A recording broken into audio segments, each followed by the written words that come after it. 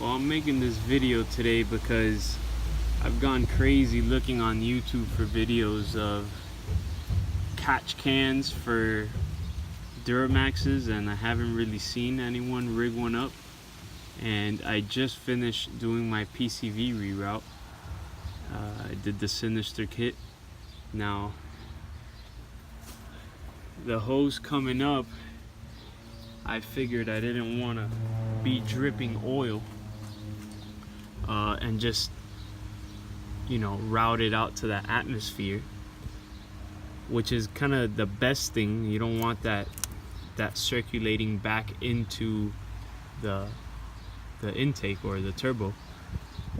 And I thought of doing a sealed system. That's why I bought this catch can. It's pretty simple on Amazon. It's like 25 bucks. I opened it and the internals are baffled, and there is filtration in there, but it's a 2 inlet, 1 outlet, and I was gonna do from here back into the turbo so that the engine can still use some kind of vacuum to try and vacuum out that crankcase pressure through both of these inlets coming out of the heads. I spoke to a couple people and they said that by doing that you're going to be adding a bit of restriction in the system, and that diesels don't necessarily use a vacuum, because I have seen other cars that you have your 2 outlets, or if they're a straight line, like an inline 4, inline 6, I've seen a lot of videos of them having 1 outlet and then they'll have a separate intake that you'll see people put like a little filter like right off the valve cover. But I spoke to someone who built up a Duramax, a buddy of a friend of mine, and he said just vent it out to the atmosphere. So I just went ahead and did that. I did my 2 inlets, and then the outlet is just gonna vent out to atmosphere, whatever gas is being released. And then what's real nifty about this one, they opt so that you could buy it with a valve at the bottom.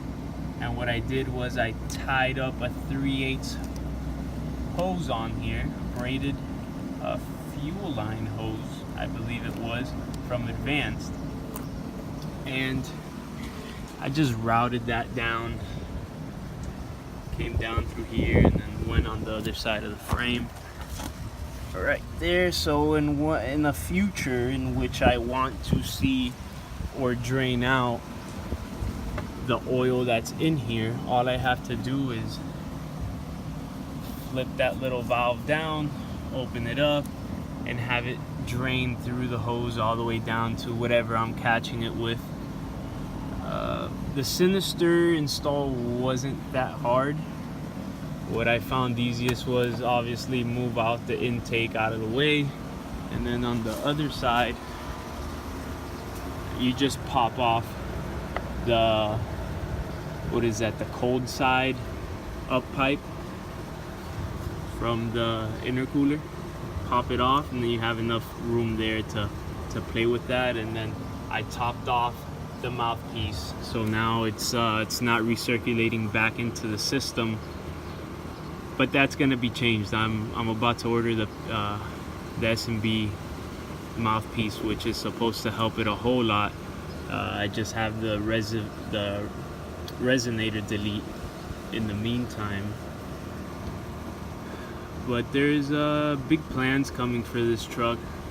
I want to do the EGR delete, then I want to buy the PPE full bolt-on exhaust manifolds, both up pipes, and then the 3-inch down pipe as well, just little by little. But yeah, I mean, pretty simple stuff. The catch can is a 2-piece or 3-piece really, because you have the mount here, you have the body consists of the bottom part which this is really just the catch can itself, where you unscrew, and then attached to this you have the baffle here that circulates that clean air back into the outlet, and like a catch at the bottom for any like thicker debris to not go through there and clog it up, I'm assuming. To mount this, it's just 2 screws. It brings it, and they're self-tapping screws. Just find a nice open space. I found this little spot here to be the best, just because I could use that factory hose mount for the original PCV coming to this head here, and I just, where a cleaner way of doing this is to have put a 90, and then I would have just came straight from there over here, and I didn't really need to give it this big of a curve, but it doesn't look kinked. I don't have a clamp here because it's the only one I was missing. I had these laying around, and I gotta go to Advance and pick up another one in a little bit, but that should be done pretty quick. I will start the car, run it normally. I have to fix the transfer case first, so it won't be a while until that, but I'll run it for a while, and then I'll give you my intake on how good or bad it has been. The only downside about this is that I hear that if you do a catch can system, you really have to be careful with the restriction you're giving the system, because you do run the risk of messing with your head. You could blow your head gaskets, start seeping oil because of that restriction that you're now causing. That's why I didn't. Supposedly going back into the system caused more than doing it like this. That's why I went with the atmospheric, with the release to the atmosphere. I've seen another one of these filters a little bigger. Maybe down the road when this one gets dirty, I'll see the tolerance I have here and try and get like a rounded one, or one that's a little bigger. But for now, I'm gonna test this one out, and in a while I'll go ahead and give you guys a second review. And by the way, I started talking about it, but I didn't finish. The mount, once you tap into here, well, before doing so, you're gonna take off these 2 little screws here, and that's the only thing that attaches that mount to this whole catch can. You're gonna measure it out, see where you want it. Don't mind the Sharpie marks, I'm gonna clean that up in a bit, but just give yourself enough space where you could fit an Allen key to go ahead and tighten it up or loosen it up as well, if you see there. Pretty clean little setup.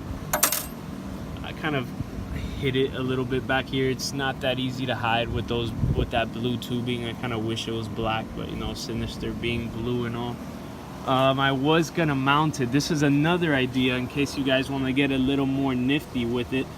Maybe get like a little plate that'll mount up right here. You know, you take off these compressor screws, bolts, I mean, you drill, you know, you measure it out, you drill on both of these here, maybe have like a L mount coming up, and then you mount it right here, and then again you just have one hose coming from this head, and then you could run another one from that head, still use that factory mount, and then connect to this other side here. I'll put a link to the Amazon where I bought that catch can, and then the rest is really advanced. That little filter is advanced. Oh, one thing I didn't mention was the fittings that this brings is for a 3/8 hose. Now I went to Advance and had to buy these 5/8 hose, which they go from 1/2 inch to 5/8 hose inside diameter, and it's an adapter because it'll screw in to a 3/8 hose. I'll show you if I could find the box here. See, this is what it brings. This one I use for the filter because the filter had a pretty small opening there, but you could tell the difference there between the two. This one's a lot skinnier and does not at all grab in there. That's about it. That's my setup. Just giving you guys some ideas here, because when I came to do this, I saw absolutely nothing, which I really almost went with doing this, but I started thinking about, you know, something a little simpler, not complicating my life so much, and I just went with the rear mounted over there. I have plenty of clearances, and then the drain hose here would have been a little harder to do. You just have to, like, it's just a little more of a clutter there, so then finding a way to make it nice and neat would have been a little more tedious. Not that you can't do it, but I found this to be a whole lot easier. Nice big open space there. I just ran it down, and you see it there. That's about it. Hope you guys enjoyed this video. Give it a thumbs up if it's helped you out, and have a good one.